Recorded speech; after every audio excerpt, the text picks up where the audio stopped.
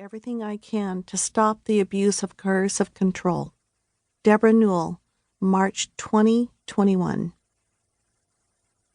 I want to thank Debra Newell for trusting me with her story. From the day we started talking about writing this book, I was honored and humbled by the strength Debra and her daughter Tara Newell displayed after what they had gone through. To be given the opportunity to be Debra's storyteller is an honor. She took a tremendous risk, trusting me. My goal from day one was to tell the entire story, not the diluted version most have seen on television, or, with all due respect, to the Los Angeles Times and Reporter podcast host Christopher Goffard, heard on the Dirty John podcast, or read in Goffard's story.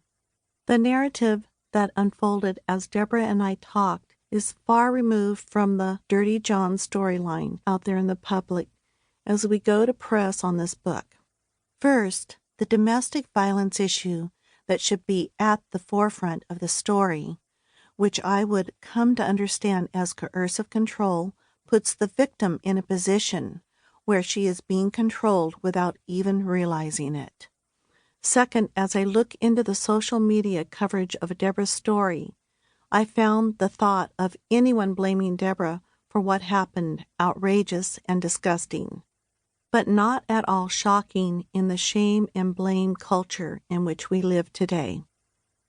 Debra is a victim, period. There is nothing else to be said about that. I'm extremely grateful as well to Mark Gottlieb, my literary agent at Trident Media Group Literary Agency, who thought of me when this story crossed his desk.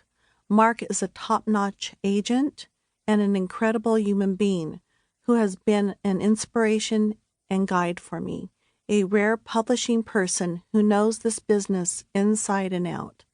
I am grateful and lucky to be part of the Trident team.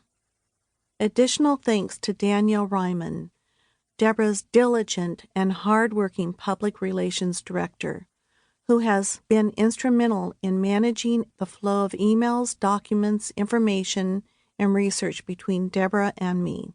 Danielle kept this thing moving along without delay. I'll speak for Debra and myself in saying that the book would not have gotten done without Danielle. Of course, I need to thank the usual suspects.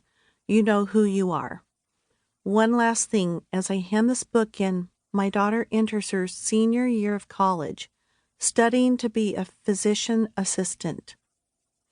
I have watched this young woman over the past 3 years study her ass off, working day and night.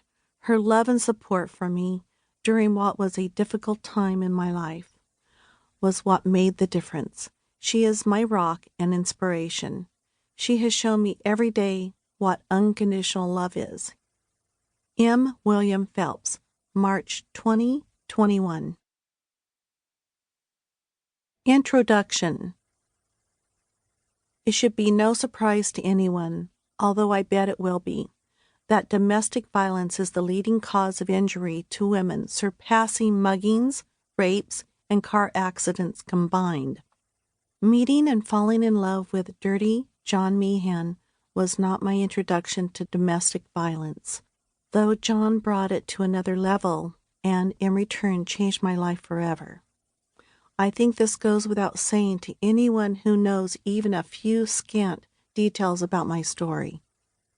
Logging on to an online dating site one night and receiving a message from John, I could never have imagined I would be, years later, writing this book and dedicating part of my life to helping victims of domestic violence. We think we are immune to the horrific stories of bloodshed and extreme violence we see on television. We think evil visits only the person next door. We think that simply meeting another human being for a casual coffee date or a dinner we hope could evolve into a relationship and maybe even love is never going to turn around and serve as a catalyst for violence. And yet it happens every single day in this country. I am not suggesting we should be fearful of every person we encounter online or otherwise, or that there are evil people around every corner. What I'm